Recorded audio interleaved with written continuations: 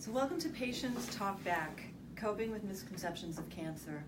I'm Christine Benjamin, the Breast Cancer Program Director at SHARE. We want to welcome you to this Facebook Live program. Please submit questions in the comments and we'll try to answer them. For today's Patient Talk Back, we have 3 women who've all had a breast cancer diagnosis. Each of these women are here to share their personal experiences with the difficulties of communicating with friends, family, acquaintances after a breast cancer diagnosis. And they'll also discuss how they overcame awkward conversations about their illness, talking to children about being diagnosed. So I'm going to ask each of you to introduce yourselves. So tell us your name, what your diagnosis is, when you were diagnosed, and how you came to share. Why don't we start with you? Okay. I'm Chiara D'Agostino. I was diagnosed with stage 3 triple negative breast cancer in 2014.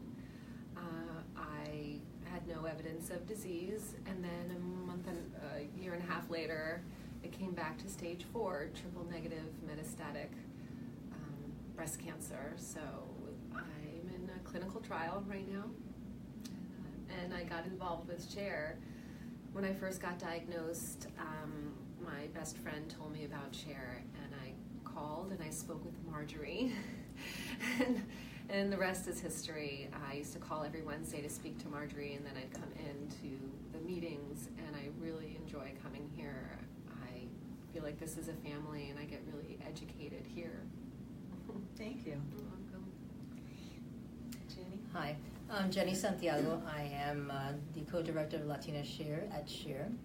I was 47 years old when diagnosed in 2001. I had ductal carcinoma in situ and lobular carcinoma as well. I had stage 2. I came to SHARE. I was invited to come to a support group by the hospital social worker who called and asked me if I would like to be involved in something like that. I thought support groups were for Alcoholics Anonymous, but I found out that yes, we do have support groups for breast cancer survivors.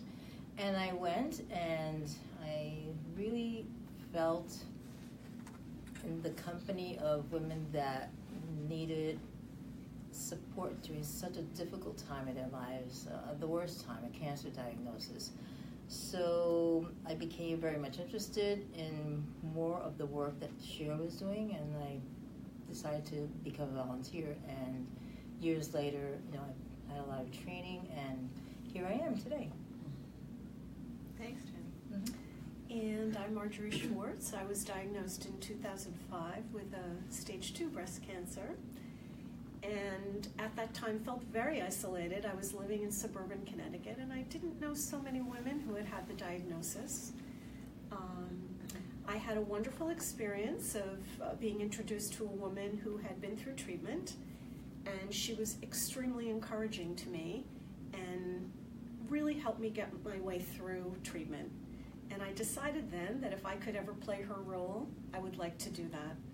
So when I finished treatment, I waited a couple of years, and through the social worker at my hospital, I learned about SHARE, and I came and I trained for the helpline. And to this day, I volunteer on the helpline and also facilitate some support groups here. Thank you all. So we want to dive right into communicating with friends and family. So I'm going to ask you a couple of questions, and you can volunteer, see who goes first, or we could toss a coin, see who wants to go first. But the first question, how did you approach explaining your diagnosis, first to your family and then to friends? Jenny, do you want to start? Yes. When I was diagnosed, I wanted to wait to get more information from, first of all, the person that I met with first, which was my breast surgeon, and then I met my oncologist for the first time. After I gathered all the information that I needed regarding my diagnosis and what the treatment plan was, we sat down with our children about 2 days later and explained to them in detail, in a manner which would not scare them. My youngest was going into the 3rd grade at the time, and my son was in junior high school or high school. So he was a little more understanding of what the situation was. With her, I didn't need much explanation because she was young still. But I knew that because of her age, she needed a little more attention, perhaps at school. And I was able to contact the school, her teachers, the guidance counselor, principal, and they all came together to make sure that her school days were as normal as possible, and they kept an eye on her to make sure that she was well, emotionally and physically, and was not afraid. And as I found out later, she wrote a 10-chapter booklet on the entire breast cancer situation as she saw it. And it was being read by her English teacher every day just to make sure she was okay. Not to make any editing, but just to be sure that she was okay about what she was writing. So she just started to write that on her own accord? Yes, I still have it, 10 chapters. Mm-hmm. Uh-huh. Yeah. And Jenny was telling me a story before we began this today about the day that you were actually diagnosed, walking into your home. Mm-hmm. Your child was there with your mother, maybe? Mm-hmm. Yes. And I was in the house for maybe an hour, and I sat down at the table. She was doing, my child, Rebecca, was at the table doing her homework. My mother was doing something else. And as she's doing her homework, she comments to me without looking up, "Mom, you look like you lost your best friend." And I suddenly realized, oh my gosh, she picked up on this. Mm-hmm. And it was nothing that I was aware of, that I was doing anything differently. It's just that children are very perceptive, and she's sort of knew there was something wrong. I said, no, everything is good. If anything is wrong, we'll talk about it later on. And that's where I left it. so you feel very strongly about giving children all the information that they can handle Yes. at their age? I feel that's very important, only because I had a personal experience with this. At the age of 10, when the first of my 4 aunts was diagnosed, back then, that was a long time ago, it was a secret in the house. I mean, it was. I remember it being like a dark cloud in the house. It was a very difficult time for me. I thought I was dying. I thought it was about me. There was a lot of secrecy going on, secrets, whispering. It's very scary for a kid. And I was 10 years old. So I knew I was never going to do that to my children.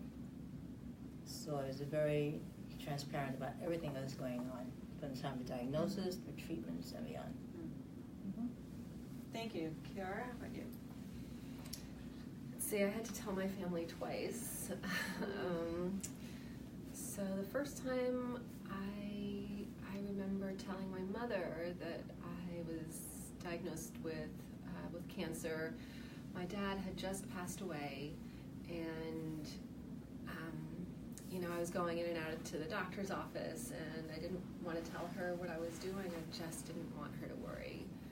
And then she kind of caught me on the front porch one day, and she's like, "Kiara, what is going on? What's going on? You're going to the doctors all the time." And I just said, "Ma, they found a lump. They found a lump on my breast, and it's breast cancer." And then and I was afraid of telling her because I was afraid that then I would have to take care of her feelings, because she was already going through a lot, but she needed to know. And she went on saying, "How is it possible that you have breast cancer? No one else in the family has cancer." And that's how she dealt with it. And I don't remember if I texted or I called the rest of my family. I think they knew that I was going in for tests, and the rest of my family is like my brother, my sister, some of my friends, and I told them that it was positive. The second time when I was metastatic, I think similarly, I think I posted it on Facebook. I think I texted a few people. I just couldn't deal with calling people. It was just too much. And I just wanted to get the information out kind of as quickly as possible, because I had people that wanted to know, and I envisioned needing help. I really like the energy from other people to help me get through something like that, because it was devastating to me. Marjorie? So I think I chose an unusual path my children were college age, so of course I needed to tell them the truth, and would have, I think, even had they been younger.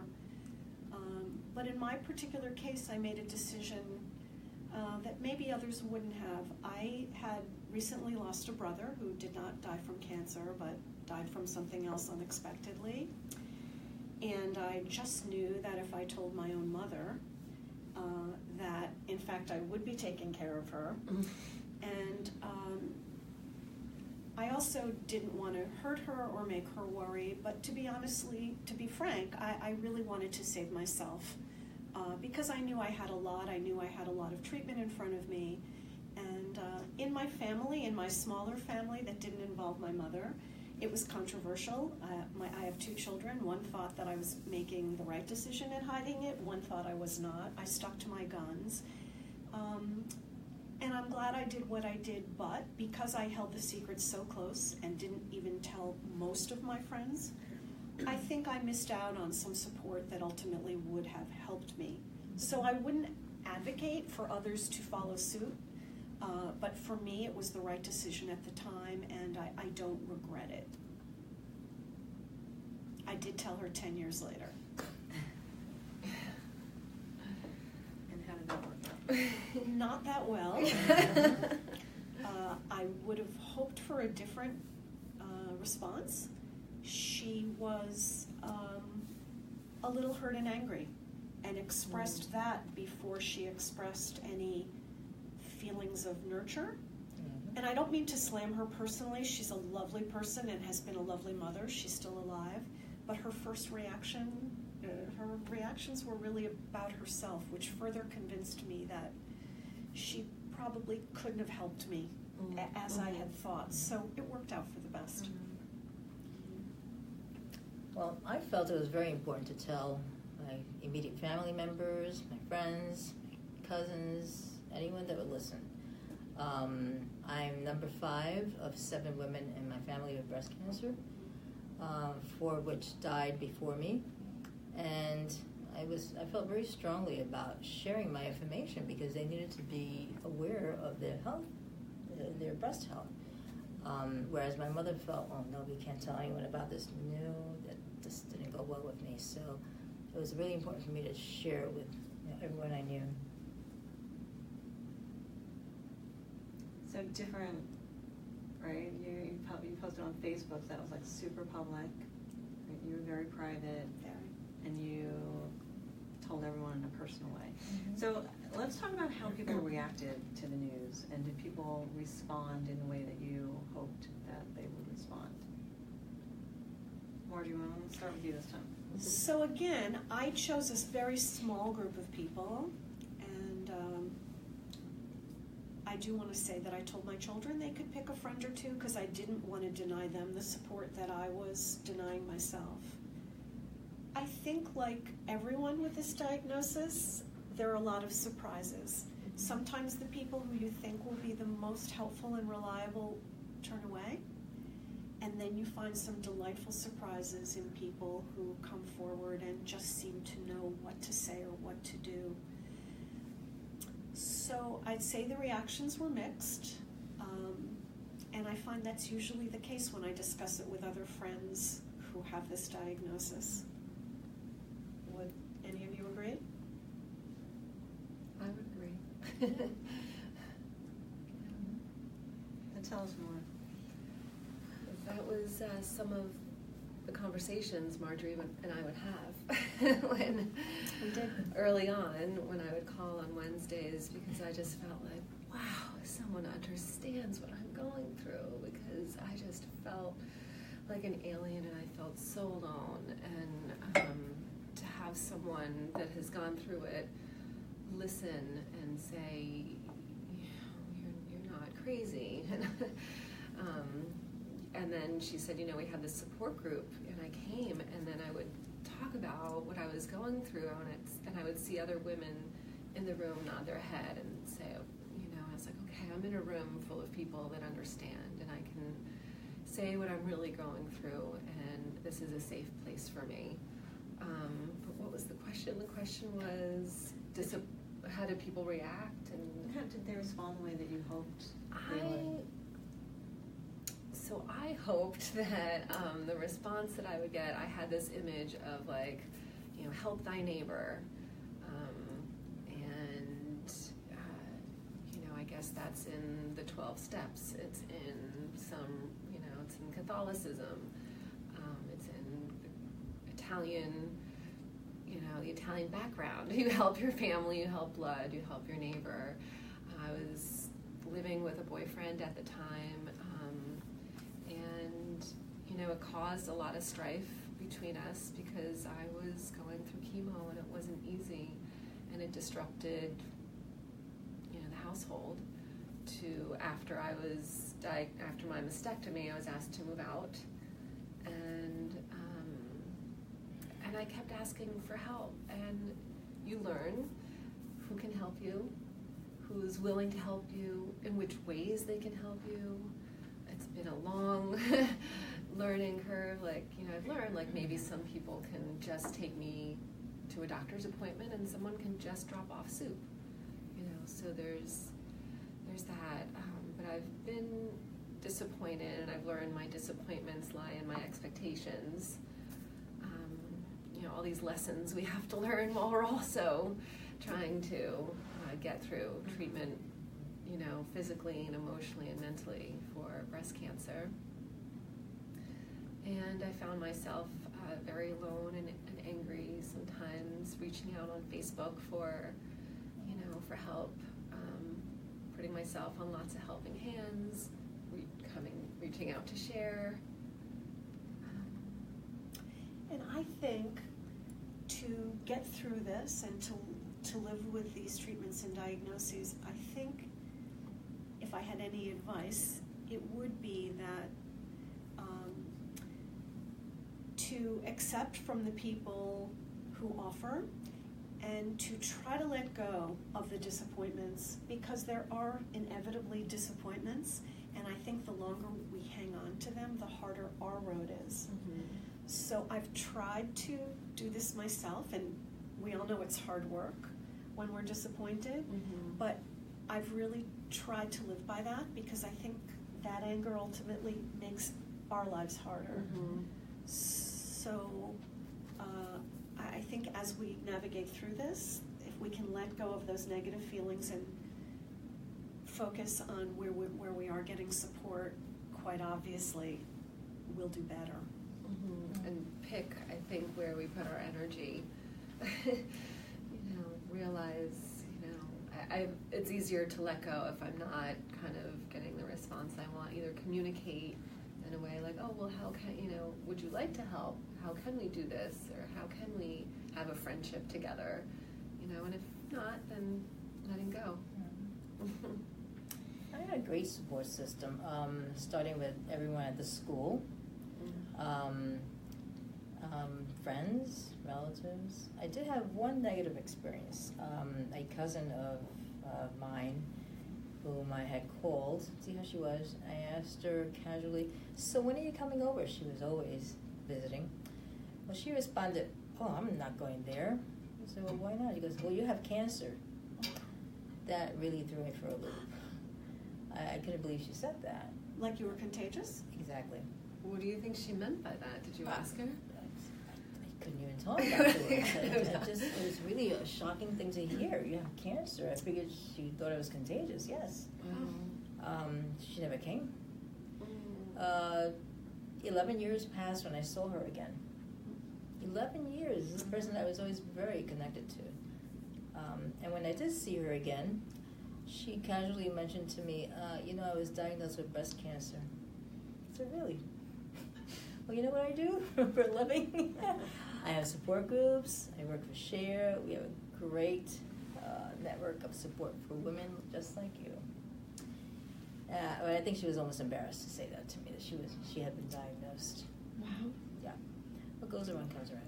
So, also my parents, they were great during the time. They were able to move in to my home with me and take care of my family and me. Wow. So that's a big plus, yeah.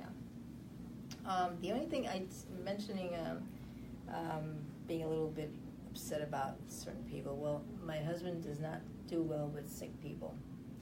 So I recall during the time of my treatment, he would take every advantage of traveling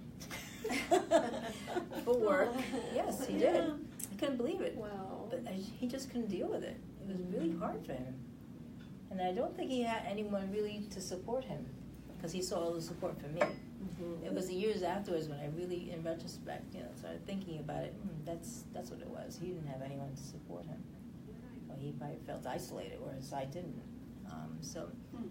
And I stopped being angry then. Yeah, I was not angry, but it was just, why isn't he around when I need to go to chemotherapy? Why doesn't he take me to the doctors? Because my parents would do that. Yeah, it wasn't that he didn't care. It's just he couldn't deal with the diagnosis. It's hard for him. And that's one of the lessons that you learned that you were talking about, right? So not only is it sort of evaluating our own expectations of people, right, but understanding what they're capable of and not. Right. So talk a little bit more about that, about your own expectations and how that changed and shifted over the course of your 2 diagnoses. Yeah, I think, let's see, I expected, and I kind of did, that when I was first diagnosed with cancer, I would be enveloped by local friends and family. I was involved in a 12-step program, and these people just came around, and we had a F cancer party, and I felt terrified, but I felt like there were people around me. And then I just feel like the more I got sick, maybe the excitement, I don't know what to call it, but the people stopped coming around a little bit. Cancer fatigue. Okay. That's how I think of it. I think sometimes there are people who can do it for a while. Okay. And then when it's going on and on, I think maybe more people drop off. Has that been your experience? Absolutely. They drop off, and luckily others come in, but I kind of see that as a roller coaster ride. Like, okay, someone comes in, or in and outdoor, like someone's coming in and someone's coming out, and so that's something I've had to get used to. Share It is, a local nonprofit organization that I called when I was first diagnosed metastatic. And one of the pieces of information they gave me is get used to the roller coaster ride of just the up and down of the medication and the up and down of who may be coming in and out of your life. So I don't know if that answers the question of... Can I just say one thing to add to that, Kiara? Yeah. I think that one thing that I think you've done really well is that recognizing that people cycle in and out, you've continued to build your networks. You haven't stopped. So as you know, you'll be in treatment forever.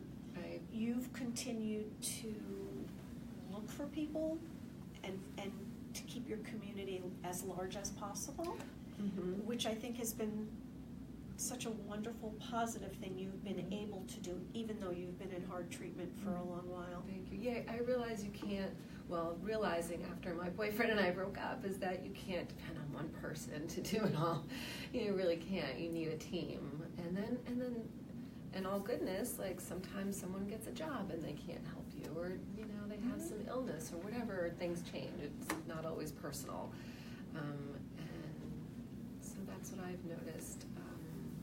But I'm alone, and I take care of my mom, and I don't have kids, and I find it lonely and sad that I feel like even when I was diagnosed with metastatic, a lot of people were like, "I'll take you to chemo, I'll do this, I'll do that, I'll cook for you," and then I was like, "Where'd everyone go? Where is everybody?" And I don't know what to do. Like I tried texting people and saying, "Hi, can you help me out a little bit?" And sometimes I get one response, and that's hard. So I don't. I just try and get up and off the couch, do something every day that I can accomplish. Sometimes it's just a shower and getting coffee. And then I'm coming back to the meetings here at Share Cancer Support, where I feel supported and heard. How about your advocacy? And the advocacy, that. I guess this will be part of it. Yeah, I'm going to be talking for Cancer Care, SurvivorNet. I've spoken on Capitol Hill with Medivivor. Yeah, I do advocacy. And I really enjoy doing that. Yeah. Thanks.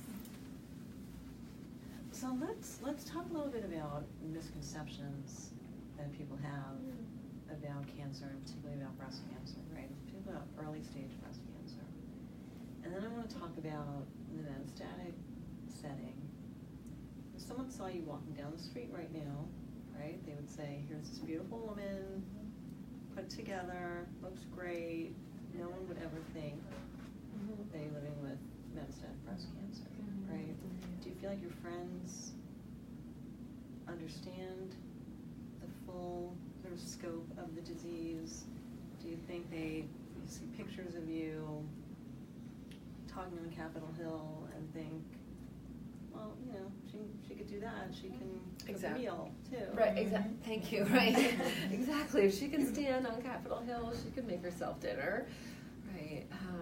I do. I noticed early on that on Facebook I would post, you know, if I would go see a show or if I went out to dinner, you know, those food photos, you know, and I did notice someone say, you know, this cancer patient that is asking for money on, you know, for a GoFundMe page is out having fun going to all these dinners. And then I noticed that person unfriended me. I was like, I wonder if they were talking about me. And I was like, I have to really kind of look at what I'm presenting out there, because I'm a visual person. I understand that, hey, if it looks like I'm having fun, but I'm doing it because I want to have fun. And if I'm so lonely and I'm getting kind of reactions from the social media, which is what we're doing these days, I like to hear like, oh, what did you do? Or, oh, have fun. You know, like, yeah, you're getting out there is really all I was looking for. And I realized, like, if I keep looking like I'm doing well, how can I ask for help? So then I started going out without makeup on. And you know, and changing my story. If they say, how are you doing? I'd say, I'm hanging in there, you know, or not wanting to post or write about happy things, because I just was trying to figure out how I can communicate, yeah, this is also breast cancer, you know? And so when someone says to me, which someone recently did, I can't believe it, you look so great. And I'm like, thank you. I do have tumors in my lungs, my lymph nodes, my liver, and my bones, you know. And I do think your question is really, what are the misconceptions? And I think you're illustrating them perfectly. Okay. You know, we're living longer, women with early stage disease as well as women with metastatic disease. We run the gamut of early precancerous diagnosis, again, to women with metastatic disease. And how do we represent that? And it's really no one's fault that they don't understand this disease, because it does and can have a complicated course. But you're right. How do we represent ourselves? What do we say? Do we have a stiff upper lip and smile? Or do we feel we want to be more truthful? And I think these are some of the challenges, right? When we're trying to decide how do we explain this? How do we represent our life? And it's challenging. It's challenging. But the reality is that it's all of those things, right? It's like sometimes you can go to Capitol Hill and talk about what you need to talk about. Sometimes you have to stay in bed all day because you feel so horrible, right? So, and I don't know that people understand that it's this and it's this and it's everything in between, and that could shift from hour to hour, right? I did actually start posting myself crying or miserable in bed, you know, saying that I'm hungry, can someone bring my croissant, or I've spent the morning vomiting, so that it's not all the, you know, well, gee, this is what I look like when I'm showered and I put makeup on. Yes. You know? Did you get a response when? Yeah, then they seem to get more responses, like praying for you, oh, this looks really tough, and, you know, because I want to show all sides of it, the truth of what it's like to go through the struggles of. And the truth is, I think what we've all learned, that life with cancer is still life. Yeah, No matter what yeah. stage you're at or diagnosed at or perhaps progressed to. Mm-hmm. Like life, there are good days and bad days. When you're on treatments like you are, you're up and down, as we all were when we were in chemotherapy. So, but it's very hard to let people who haven't experienced this know, and it's a choice, I guess, for all of us how much we want to express. Mm-hmm. So what do you find with the women that you work with, Jenny, and the women that you work with, Marjorie? What are some of the misconceptions they talk about in early stage disease? Well, I mostly work with Latinas. I'm a survivor patient navigator at St. Luke's Hospital. And when women are diagnosed at first, of course, their first reaction is, I'm going to die. And I explain to them that I'm there at the time of their diagnosis, and I explain their diagnosis in Spanish to them. And I'm there also representing that, yes, there is a life after a breast cancer diagnosis. And I tell them that I identify myself as such, and they look at me and say, wow, 17 years. And you're still here? Yes, there's a lot of life after a breast cancer diagnosis. And I think that information and education is very important for a patient. The more you know about your disease, the better prepared you are to handle it, and you know that you're going to get to a point where you're going to get through it, and you have some sort of normalcy afterwards. And I stress that to my patients. Yes, a lot of people, have recurrences. They don't do too well. But we all go through that. When I was first diagnosed, I had a very difficult time. It was not normal at all, really bad. I think for about a year, I didn't have my life back for about a year and a half to 2 years later. And everyone is different these days because of the great treatments that we have. I see a lot of my patients, they work during chemo. So it's really different from when I had chemotherapy that many years ago. And they feel that they can sort of fit in their life in between the chemo sessions. They go to movies, they do things with their kids, they try to make it as normal as possible. And then when they have bad days, they're in bed. Mm-hmm. So it's a combination of two things. So you're talking about the patient's misconceptions about the actual diagnosis and the cure or the mortality rate. Mm-hmm. And Marjorie, what about women that you work with and misconceptions that they might talk about, people that they encounter, their friends and family?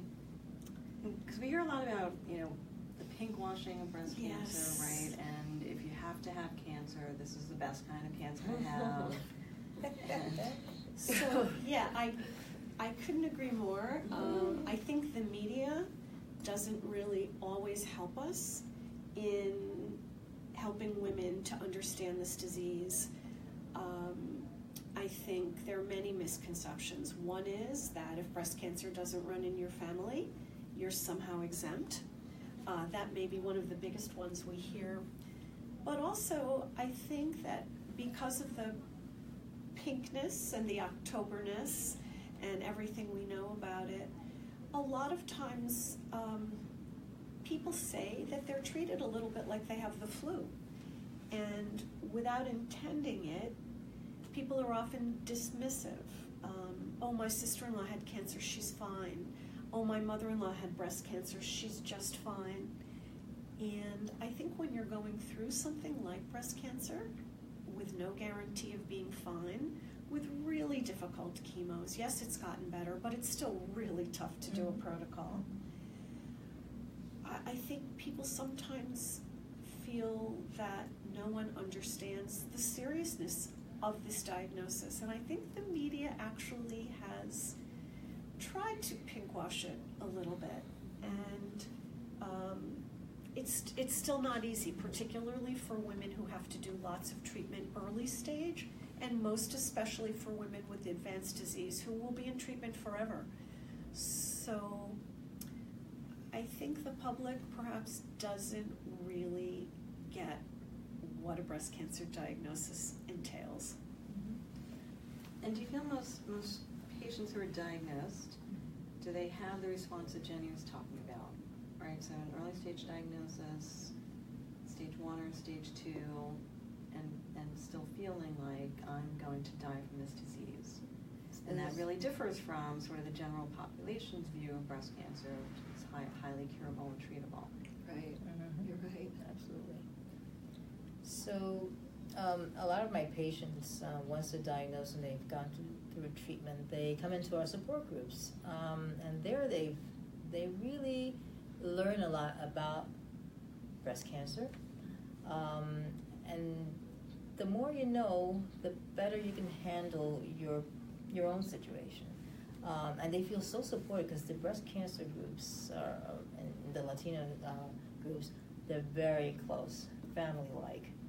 And that means not only are they together within the group, but outside of the group, they also connect with each other, which I find very interesting because that support continues on and on and on. And it's good. And I see them come into the group devastated, and by the time they leave the group at the end of 2 hours, they're like a different person because they feel that wonderful energy. Yes, you're here, we're going to help you through this. And they do help them a lot. I think for most patients too, there's that moment, they're diagnosed, they're very busy, seeing doctors, getting treatment plans, talking to family, and they are able to get themselves together and do all of that. And then I think for every patient, at some point along the continuum, there comes that realization that this disease can come back. And I think at that realization, whether it happens in theory or in fact, it becomes very, very difficult to navigate those feelings.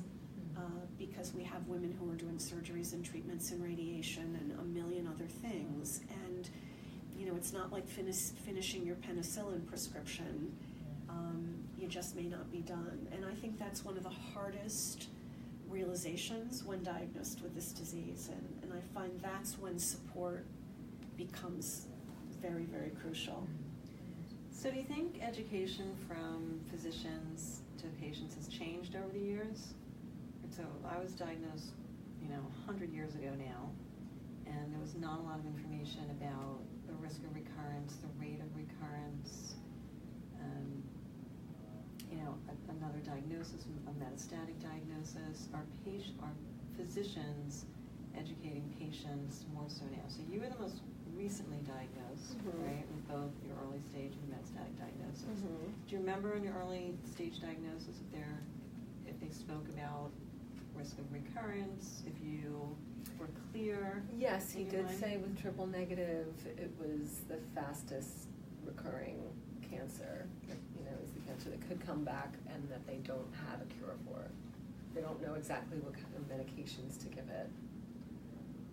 I do remember that. And triple negative, we know, right, happens to be more aggressive, right, and there are more limited treatments, options. yeah. Right. And what about the women that do you feel like they're educated? Are they educated by their doctors or their care team about real risk of recurrence? I would say, to be honest, not as much as they should be. I think that this is not because doctors aren't kind or caring. I think it's a time and healthcare delivery issue.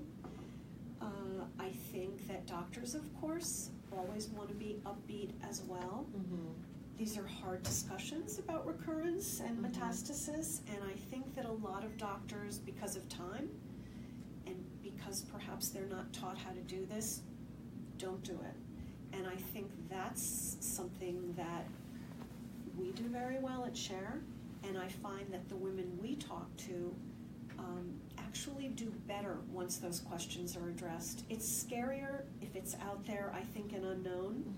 I find that patients want to ask the questions, and we can find ways to kindly let them know about their risks and what they can also do in some cases to limit those risks. So I would love to see doctors' offices do better. I think having a navigator like you would be the answer to a dream, but most women don't have access to you. Exactly. No, I didn't. When I see the patients, they usually kind of, I wish I had someone like you at my other doctor's visits. When we see the patient in the exam room, after the diagnosis, I bring them into our resource room, and I'll sit down with the patient, and if there are relatives, I bring them in as well. And I'm able to, again, explain the diagnosis and the treatment plan, and answer any questions they may have, and of course invite them to come to the support group. But I also give them literature at the time where they can take home. And I encourage my patients at the time of our second meeting to put their phones on record, so you can record the conversation that we're having. That way when they go home, they can go and listen to it again, because they're not really listening to what has been said to them. There's too much information being told at the time of diagnosis. So I use that as a method of just to refresh. And then I wait. I don't call them that evening, because that's part of my job. I wait about a day or two, and I call the patient again just to see how they're doing emotionally. Again, I ask them, so thinking back, what did you hear the doctor say to you? Please, in your own words. And even then, I find that they cannot say the word cancer. Well, the doctor found something, and I have to have medicine and an operation. They sort of skim around it. They do not say the word cancer or a tumor or I was diagnosed, nothing like that. So it takes a little time for the patient, for that to sink in. But I'm on top of them. I'm with the patient from the time of diagnosis through their treatment plan, and then beyond that, through their survivorship in the groups, or even if they don't come to the group, because a lot of them go back to work. And I still am in contact with them. And I always stress to them the importance of them knowing, being educated about what breast cancer is, the different types of breast cancer, what the treatment plans are. Read. The more you know, the less afraid you are of a diagnosis. Can I give you a little story of Yes, misconception? So when I was first diagnosed, there was somebody I knew, and he said, it's the easiest type of cancer to have. You're just going to have double, you'll get a double mastectomy, and then you'll end up having the best rack on the block. And as superficial as that sounds, I heard it a few times, and I was in such turmoil. I was like, maybe I could have the best rack on the block. Wow. So and so it's not that I was going for it, but I was, one of the things, he's like, hey, okay, so I go for surgery, and then I get interviewed by the Wall Street Journal, and the Wall Street Journal at the end, I say, I'm still single, and I would like to have a double prophylactic mastectomy on the one side, because I want them to match. And so I did have a double mastectomy. The implants kept getting infected. Every other month, they kept getting infected. It ended up being torture. And the one friend that said it was the easiest cancer to go through, I would say to him every once in a while, because he's still a very dear friend of mine, he'd come and I'd be like, does this look easy? I was like, how about this? What do you think of this? And he's like, I had no idea, and I was like, how's this? And he's like, wow, I really had no idea. And then when it came back, I was like, what do you think? I was like, I'm so sorry I said that, And so it's, I guess, I don't know, maybe that's an example of, and then in the end I don't have the best rack on the block. I don't have a rack at all, because they kept getting so infected that I decided to just remove them all and, focus on the metastatic status. So, but I think that's such a good metaphor when people talk about breast cancer as a good kind of cancer. Right. It's woefully ignorant, because there's just nothing good about it. It's a perfect story. It illustrates so much. It does. There are those happy ones, I think, I guess, and I'm very happy for them. But we hear this about tummy tucks too, women who do the autologous fat transfers instead of implants. And people, even reconstructive surgeons, say, wow, and you get a tummy tuck too. Right. My goodness, it's a hip-to-hip scar where fat is harvested and put on the chest, and you live with drains, and you have a few months of recovery. And oh my goodness, to characterize that as a tummy tuck so that you can be in the Sports Illustrated swimsuit cover. Right. But unfortunately, these misconceptions die really hard. Yeah, they make it seem like, wow, you're getting redone. Like, wow, Yes. Aren't you lucky? You just have a makeover. Yes, an opportunity. Yeah, Exactly. hey, you can have some of my fat. Yeah, exactly. Going back to doctors informing patients, yes, they have very limited time with the patients.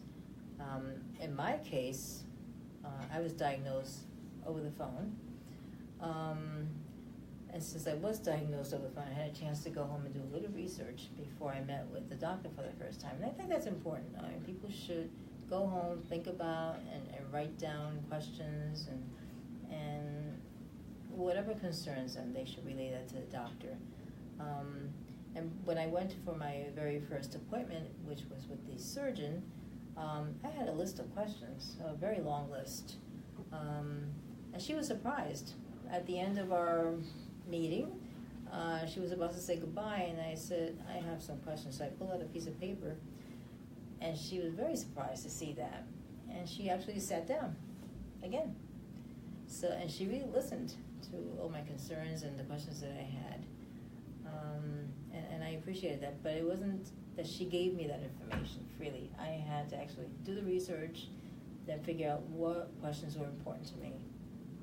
So no, they're not giving a lot of information to the patients. I think now in our clinic, I think it's up to me to be able to furnish that information to the patients, fill in that gap. And I wonder if the actual statistics would be comforting to patients, right? Because an initial diagnosis, as Jenny stated, right, everyone thinks that they're going to die. Yeah. Mm-hmm. And so if you had to put that in percentage, do you think that's 100%? Like the chances are 100% I'm going to die in your own mind without knowing anything, or at least a 50-50, right? I am or I'm not. Right? But what we know statistically is that 30% of early stage breast cancer can recur in a metastatic diagnosis. That means 70% does not. So, statistics might help patients understand that the chances of a recurrence are actually less than what, they automatically sort of think in their minds, right? And my other thought too is that knowing those statistics, I think, might help patients make better decisions. Some people have the misconception that if you have the cancer removed, how can it come back? And even intelligent people sometimes don't realize that we don't exactly understand metastasis. We don't know why it recurs often.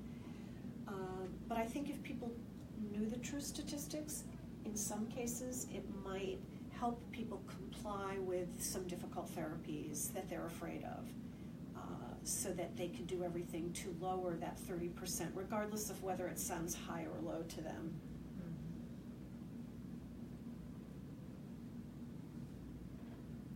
So are there any questions? Anyone posting any questions that we would like to address?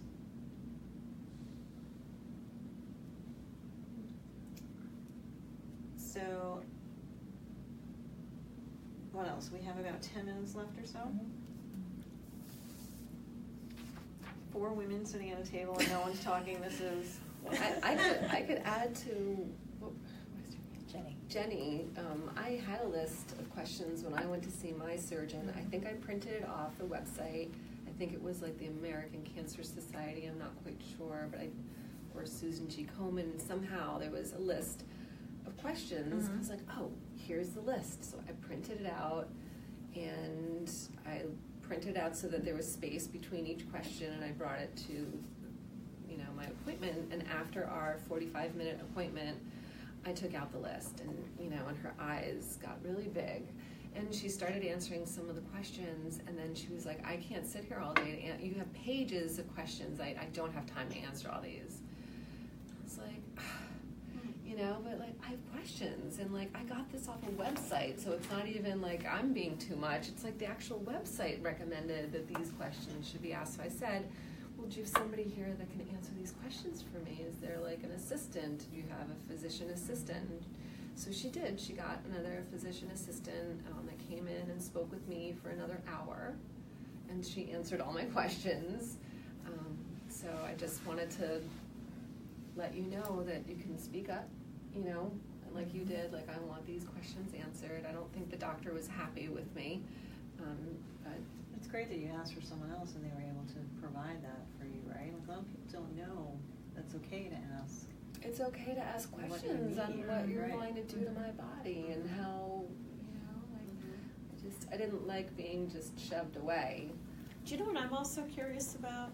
And I see this in support groups. You facilitate, you attend. How do we feel as patients when we're asked questions? And are most of us happy to answer them? Or, some of us want to be very private, some of us want to talk. Did you feel it helped when you opened that door? Did you have feelings about helping people understand? No, I felt, when at first, years ago, I was more than happy to, take my blouse off, have my bra, and show them exactly what the end result was. Mm-hmm. And they had a lot of questions, and I was very happy to answer those questions and tell everyone's experience with the cancer is different. Mm-hmm. My experience is very good, yours might not be. I have very good support, you may not. So this is why SHARE is here to give you that support that you need, and that especially the education part, which is extremely important. So, I had no problems with sharing, my information and asking what else can I do for the patient. I still do that. So what might you say to other patients, right, who are newly diagnosed, just beginning to sort of unravel the diagnoses, whether it's early stage metastatic disease?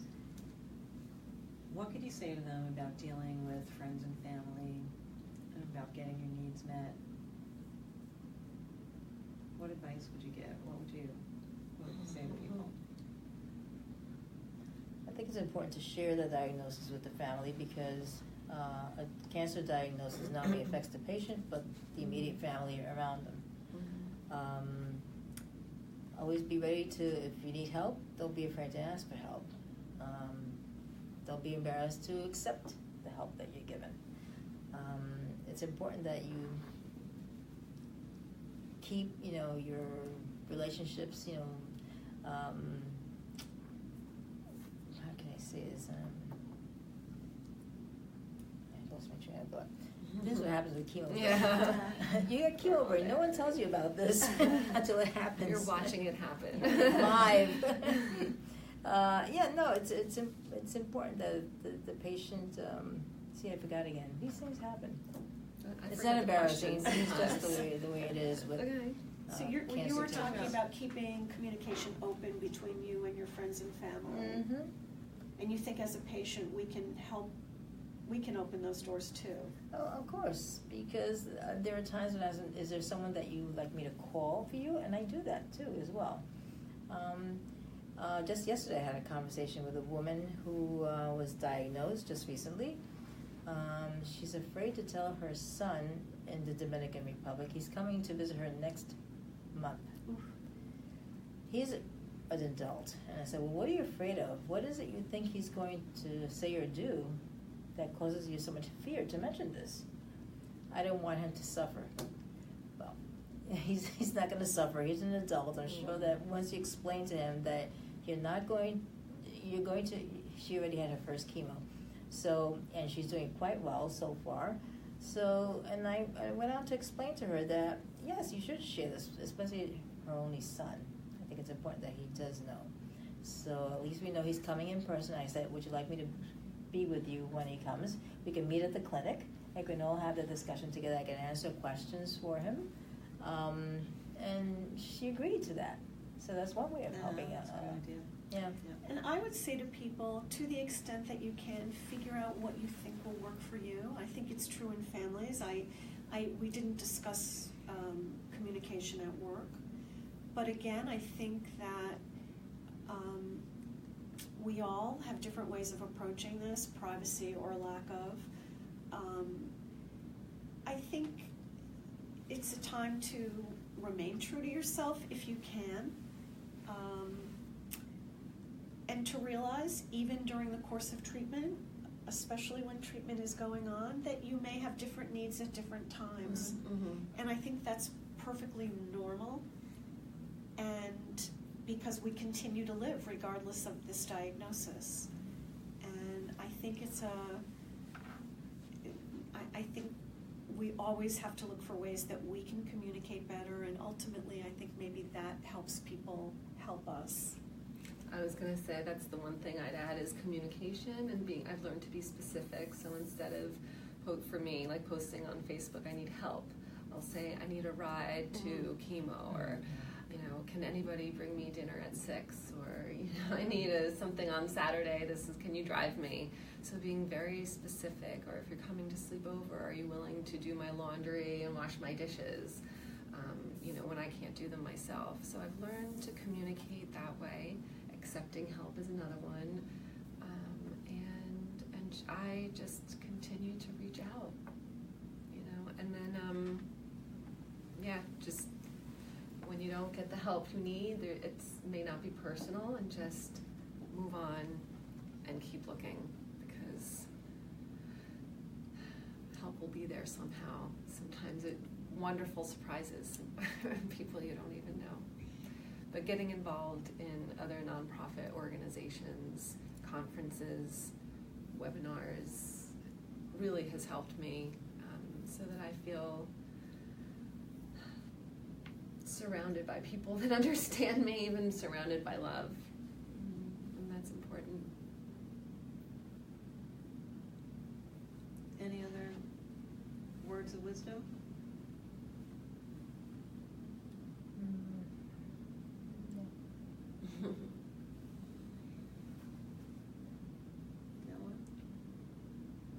Share is awesome. Share is awesome. Share is Yeah, awesome. well, we know that. And I would just, another advertisement, if you need a peer, I think it's one of the nicest and best services we can offer you. If you can't come to a group, we can find you someone who can follow you and help you, and who most likely understands quite well what you're going through, even if you feel alone. There's so much commonality in the experience, so if you can reach out to us if you need us, please do. Yeah, and our services are not only in the New York City area. We're national now. We have telephone support groups. We have a very robust program for women living with metastatic disease, where you can get support several times a week. And we have peers that are trained to deal with different diagnoses and different subtypes. So there's a lot of help here. We hope that no one feels alone, or that you're going through this alone. Please reach out. Volunteers are waiting. So thank you all. Thank you. Thank you for having Christine. us.